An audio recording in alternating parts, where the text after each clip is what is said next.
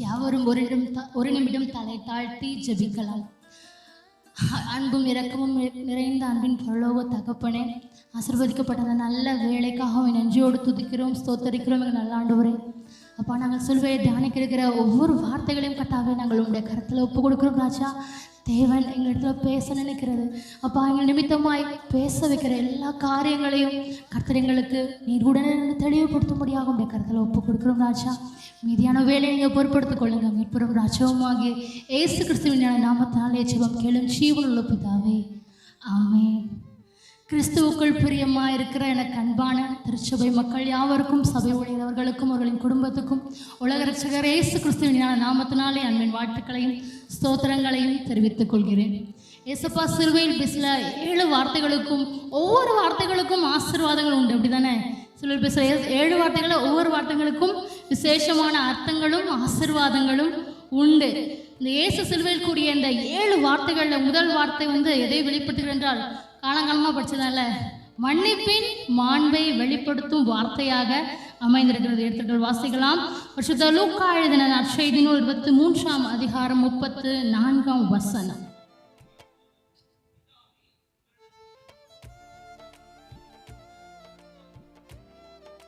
அப்பொழுது இயேசு, பிதாவே, இவர்களுக்கு மன்னியும், தாங்கள் செய்கிறது இன்னது என்று அறியாதிருக்கிறார்களே என்றார். நிறைய கொஸ்டின் கேட்க போற, ரெடியா இருக்கீங்களா?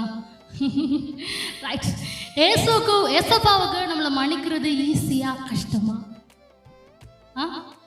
ஈஸி. Okay, right. நமக்கு ஒருத்தவங்களை மன்னிக்கிறது ஈஸியா கஷ்டமா? கஷ்டம். மன்னிக்கிறது கஷ்டம். ஒருத்தவங்கிட்ட மன்னிப்பு கேட்கறது அதை விட ரொம்ப ரொம்ப கஷ்டம், அப்படிதானே? பாருங்க, பிதாவே இவர்களுக்கு மன்னியும் என்று ஏசப்பா சொன்னாங்க. அப்ப பாவத்தை மன்னிக்கிறதுக்கு ஏசப்பாவுக்கு அதிகாரம் இருக்கா இல்லையா? இல்லையா? இருக்கு. எஸ். மத்தேயு சுவிசேஷம் 9ஆம் அதிகாரம் 6ஆம் வசனத்தில் சொல்லப்பட்டிருக்கிறது, பூமியிலே பாவங்களை மன்னிக்க மனுஷகுமாரனுக்கு அதிகாரம் உண்டு என்பதை நீங்கள் அறிய வேண்டும். அப்படின்னா கர்த்தராகிய இயேசு கிறிஸ்துவுக்கு பாவங்களை மன்னிக்க அதிகாரம் உண்டே. ஆனால் ஏசப்பா அந்த உலகத்தில் வாழ்ந்த நாட்களிலே 100% human and as well as 100% God. அப்போ சிலுவையில் அவர் பட்ட பாடுகளை பார்க்கும்பொழுது 100% மனிதனாக இருந்தே அந்த பாடுகளை அனுபவித்தார். நம்முடைய பாவங்களை அவர் சுமந்து கொண்டது நிமித்தம் என்ன பண்றாரு? இப்போ அவர் உள்ளுக்குள்ள மன்னிச்சிட்டாரானா? எஸ், உள்ளான மனுஷனுக்குள்ள மன்னிச்சிட்டாரு. இப்போ அவர் பாவங்களை சுமந்துகிட்டு இருக்கிறாரு. இப்போ யார்கிட்ட அந்த அதிகாரத்தை கொடுக்கிறாரு? பிதா கிட்ட மன்னிக்கும்படி விண்ணப்பம் செய்து கொண்டிருக்கிறார். பாருங்க, இந்த வார்த்தை ஒரு தீர்க்க தரிசன வசனம் இல்லையா?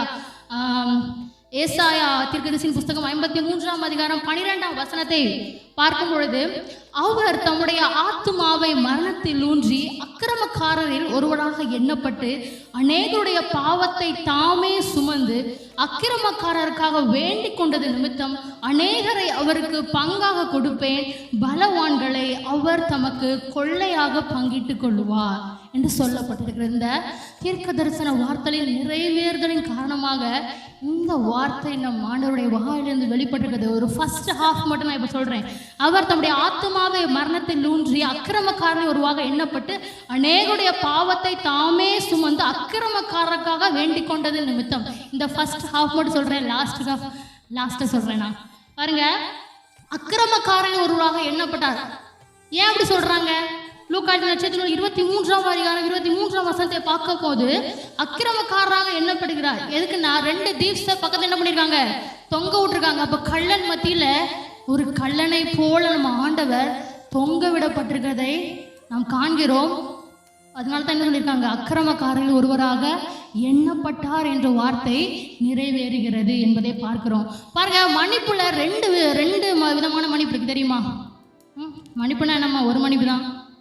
2 மன்னிப்பு 3 மன்னிப்பு கேட்டால் எங்கிட்ட கேட்டால் நாங்கள் எங்கே போவோம்? என்ன? சரி, ரைட். மன்னிப்புல 2 விதமான மன்னிப்பு இருக்கு. என்னன்னு பார்க்கலாம். நம்மளாம் யாரை மன்னிப்போம் சொல்லுங்க பார்க்கலாம்? யாரை மன்னிப்போம்?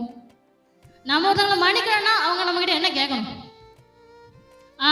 மன்னிப்பு கேட்டானா மன்னிப்போம். சம்டைம்ஸ் அதுவும் கிடையாது. சரி, ரைட். இருந்தாலும் கோவத்தில் பண்ணிடுவோம், போயிடுவோம். பாருங்க, ஆனால் ஏசு யாரை மன்னிச்சாரு? ஏசப்பா மன்னிக்கிறவர் அவங்ககிட்ட மன்னிப்பு கேட்டாங்களா? இல்லை. ஸ்டில் என்ன பண்ணிட்டு இருக்காங்க? அவரை பேசிக்கிட்டே தான் இருக்காங்க. ஆனால் பேசு தாம் மன்னிப்பு கேட்காதவங்களை என்ன பண்றாரு?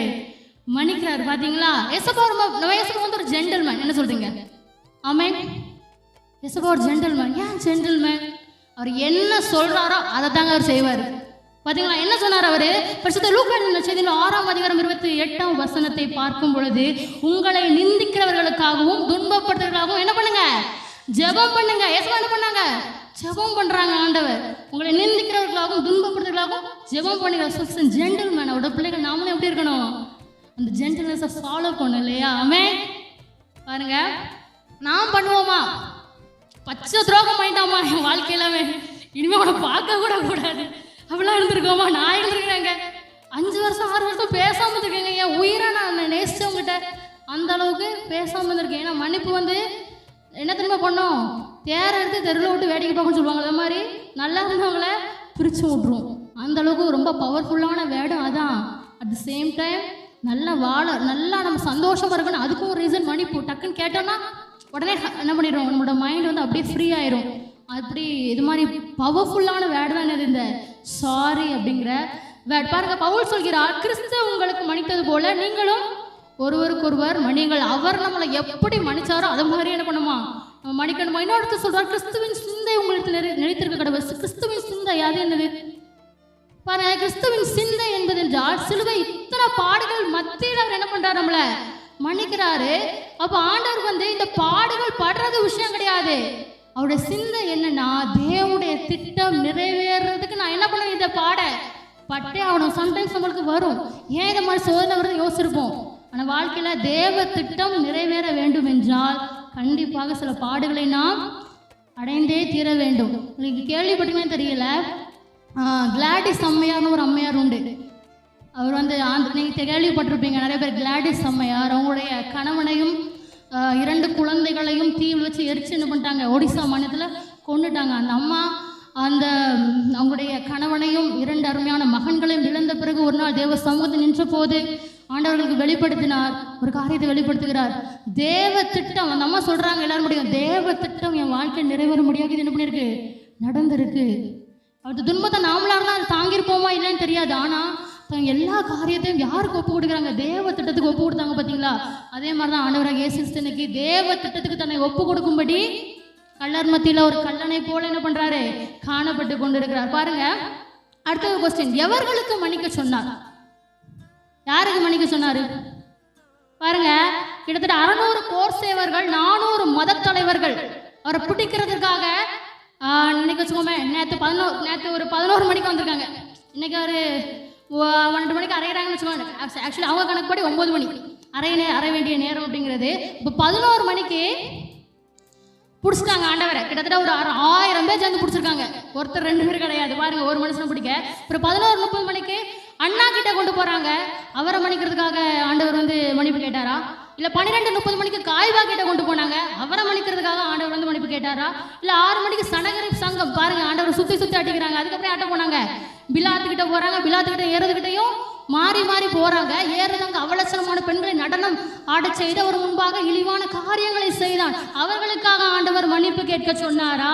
இல்லை ரோம போர்ச்செயர்கள் எந்த ஒரு இறக்கமும் இல்லாமல் அடிச்சு துவச்சி கிழிச்சு தொங்க விட்டாங்களே, அவங்களுக்காக ஆண்டவர் மன்னிப்பு கேட்டாரா?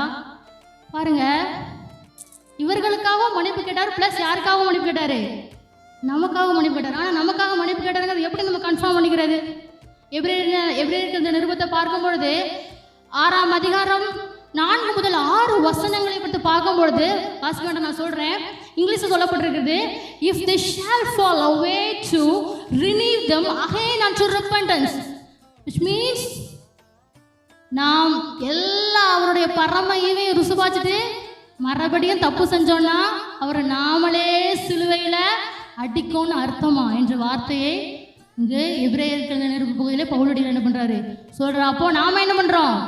நாம் செய்கிற பாவத்தை நிமித்தம் மீண்டுமாக திரும்ப அடிக்கும். பார்த்தீங்களா? எவர்களுக்காக? இவங்க எல்லாருக்காகவும் ப்ளஸ் யாருக்காகவும்?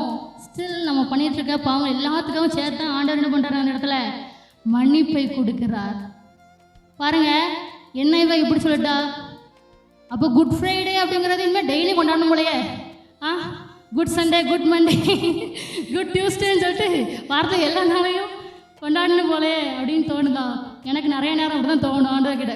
நம்ம இது இந்த 40 நாள் மட்டும் ஆண்டவர்கிட்ட ஆண்டவருடைய சிலுவையை பார்க்க போகிறோம். எப்போல்லாம் பாவத்தோடுறோம் அப்போல்லாம் எங்கே தான் போக வேண்டியிருக்கு? சிலுவையில் போய் சரண்டராக வேண்டியதான் இருக்கு இல்லையா? ஆமே. பாருங்க,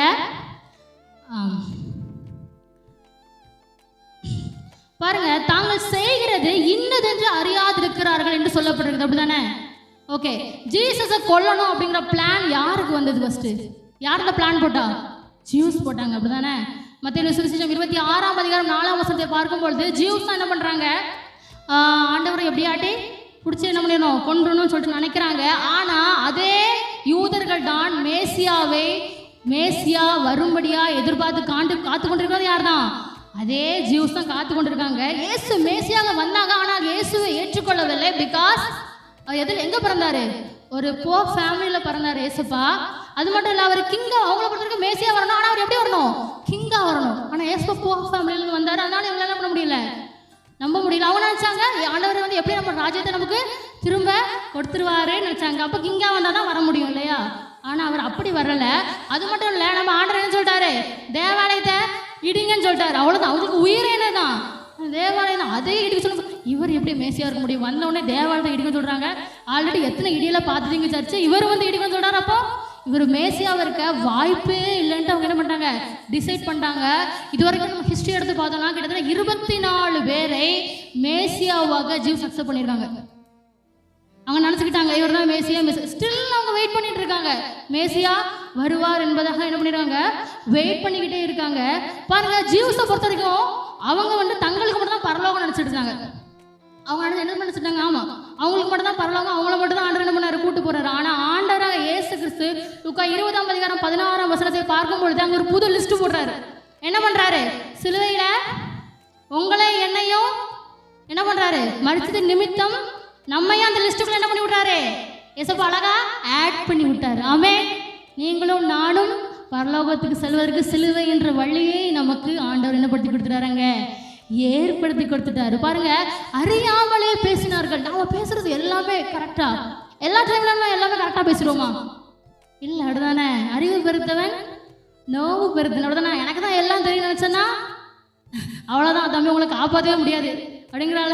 அவளுக்கு ஆண்டவரை என்ன பண்ணிடுவார், நம்மளை டிக்ளேர் பண்ணி வச்சிருவார். பாருங்க, அறியாமலே பேசிவிட்டாங்க. மற்ற 27ஆம் அதிகாரம் 25 பார்க்கும்போதுல ஆண்டவரே என்ன பண்ணிட்டாங்க, அறியாம செஞ்சுட்டாங்க. என்னது அறியாம செஞ்சுட்டாங்க?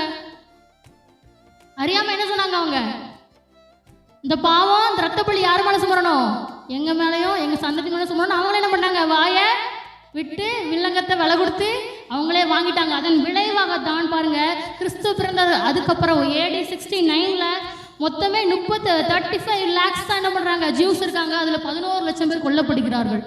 AD 69ல. AD 70 அதுல வந்து கிட்டத்தட்ட 1 லட்சம் பேர் கொல்லப்படுகிறாங்க. ஹிட்லர் ஆட்சியில பார்க்கும்போது ஏகப்பட்டவர் என்ன பண்ணாங்க, கொல்லப்பட்டாங்க. செகண்ட் வேர்ல்ட் வார் டைம்ல கிட்டத்தட்ட 1938ல பார்க்கும்போது சர்வே சொல்றது கிட்டத்தட்ட 65 lakhs ஜீவ்ஸ் கொல்லப்பட்டிருக்காங்க. பாருங்க, வில்லங்கத்தை விலை கொடுத்து வாங்கிட்டாங்க. இன்னைக்கு அவங்க சந்ததியிலே என்ன பண்ணுது, தொடரக்கூடிய அளவுக்கு இருக்குது. பாருங்க, அவர் நம்மை மன்னிக்க தயை பெற்றிருக்கார் இல்லையா? ஆனா நாம மன்னிப்பு கேட்க ரெடியா இருக்கோமா என்பதை என்ன பண்ணணும், நாம் பார்க்கணும். பாருங்க, மத்தேயு சுவிசேஷம் 18ஆம் அதிகாரம் 34ஆம் வசனத்துல ஒரு ஊமை ஆண்டவர் சொல்றாரு. நான் சுருக்கமா சொல்றேன். அதுல உள்ள அந்த எஜமான் வந்து தன் ஊழியக்காரனுக்கு 10,000 பொற்காசம் என்ன பண்ணிட்டாரு, தாளந்துகள் என்ன பண்ணிட்டாரு, மன்னிச்சிட்டாரு. ஆனா அந்த ஊழியக்காரனுக்கு ஒரு 100 தாளந்து தங்கிட்ட வாங்கினவனுக்கு மன்னிக்கிறதுக்கு என்ன இல்லை, மனசே இல்லை. ஸோ இது எப்போ ஃபுல்ஃபில் ஆகும் தெரியுமா? நாம ஒருத்தங்களை மன்னிச்சிட்டோன்னா 50% மார்க், 50 மார்க் உனக்கு ஆண்டு கூட தந்துடுவார். ஆனால் திரும்ப என்ன பண்ணணும், நாமளும் அவர்களுக்கு மன்னிச்சோன்னா தான், நாம் மன்னிப்பு கேட்கறதுக்கு 50 மார்க்கு, திரும்பி நாம் மன்னிக்கிறதுக்கு தான் என்னது அடுத்த 50 மார்க் இருக்குது, அதுக்கு தான் இல்லையா? அப்போனா தான் என்ன ஆகாது, fulfil 100 mark. You got 100 mark என்ன பண்ணுவார் ஆண்டவர், சொல்லிடுவார். பாருங்க, இப்போ வாசிக்கலாம். அந்த நெக்ஸ்ட் பாதியை என்ன சொல்லப்பட்டிருக்கு, நானே வாசிக்கிறேன். அநேகரை அவருக்கு பங்காக கொடுப்பேன், பலவான்களை அவர் தமக்கு கொள்ளையாக பங்கிட்டுக் கொள்வார். ஸோ இங்கிலீஷ் பைபிள் சொல்லப்பட்டிருக்கு, therefore will I divide him a portion with the great, and he shall divide the spoil with the strong. இதுக்கு ஒருத்தர் விளக்கம் கொடுத்திருக்காரு. ஒரு வேத வல்லுனர் என்ன சொல்லியிருக்காருன்னா, என்ன எங்க தெரியுமா கொள்ளையாடுனானா, அநேகரை நமக்கு கொள்ளையாடுன்னு சொல்லப்பட்டிருக்குல்ல. பிசாசு என்ன பண்ணிட்டாராம், கொள்ளையடிச்சிட்டாராம். யாரை கொள்ளையடிச்சிட்டாரு? அநேக ஆத்துமாக்களை. இன்னைக்கு அவர் கொள்ளையடிச்சதுனால தான் நம்ம இங்க இருக்கோம். ஆமே. எத்தனை பேர் விசுவாசிக்கணும்? அவர் கொள்ளையடிச்சதுனால தான் நான் இன்னைக்கு இங்க இருக்கேன். எத்தனை பேர் விசுவாசம் சொல்லுங்க? ஆமே. அல்லேலூயா. பாருங்க, அவர் விசுவாசிக்கிற அவர் கொள்ளையடிச்சதுனால தான் இன்னைக்கு நாம இந்த இடத்துல நின்று கொண்டு இருக்கிறோம். பாருங்க, கல்யாண வீட்டுக்கு போறோம், வெறுங்கை வச்சுட்டு போனா நல்லா இருக்குமா? இருக்காது இல்லையா? ஆண்டோடைய சமூகத்துக்கு நீங்களும் நானும் ஒரு நாள் போகக்கூடிய நாள் வருமா வராதா? கண்டிப்பாக வரும். அப்படிதானே? அன்னைக்கு நாமளும் வெறுங்கையை வீசிக்கொண்டு போவோமானா கல்யாண வீட்டுக்கு இப்போவே ரிஹர்சல் பார்த்துருங்க. எங்கே கல்யாண பொறுத்த வெறுங்கையை வீசிட்டு போய் பார்த்துருங்க, எக்ஸ்பீரியன்ஸ் பண்ணி பாருங்க எப்படி இருக்குன்ட்டு. எப்படி இருக்கும்? ஷேம்ஃபுல்லாக இருக்கும் இல்லையா? அது மாதிரி தான் நமக்கும் இருக்கும். அன்னைக்கு அப்படி தான் இருக்கும். அதனால் அவரே நம் ஆத்மாக்களை கொள்ளையாடினதற்கு திருப்பி நாம் என்ன கொடுக்க போகிறோம்? அநேக ஆத்மாக்களை அவருக்கு என்ன பண்ணோம்? திருப்பி கொடுக்கும்படியாக ஒரு விஷயத்தை தாழ்த்தி நம்ம ஒப்பு கொடுப்போமா? அன்பு மகா இருக்கும் கிருபை நிறைந்த அன்பின் பரலோக தகப்பனே, அப்பா, அந்த வேலையிலும் கூட தகப்பனே, நீங்கள் மத்தியிலே தகப்பனே அநேக காரியங்களை சொல்லிருக்கீங்க. அதுக்காக உங்களுக்கு நன்றி ராஜா. ஆண்டவரை, எங்களுக்காக நீங்கள் சிலுவையில் மறிச்சிங்க அப்பா. நாங்கள் மன்னிப்பு கேட்குறோமோ இல்லையோ தகப்பனே, ஆனால் நீங்கள் எங்களை மன்னிக்க தயை பெருத்தவராக இருக்கிறீர் ராஜா. உங்களுடைய வார்த்தைகளை உணர்ந்து அதற்கு கீழ்பட்டு தகப்பனே எங்கள் வாழ்க்கையில் உங்களுடைய பாதைகளை நடக்க எங்களுக்கு உதவி செய்யுங்கப்பா. முற்றிலும் உடைய கரத்தில் தாழ்த்தி ஒப்பு கொடுக்கிறோம். எங்களை பாதுகாத்துக் கொள்ளுங்க, ஆசீர்வதிங்க, மீதியான வேலைகளை பொறுப்படுத்திக் கொள்ளுங்க. மீட்பெறும் ராஜாவாகிய இயேசு கிறிஸ்துவின் நாமத்தில் ஜெபிக்கிறோம் ஜீவனுள்ள பிதாவே, ஆமென்.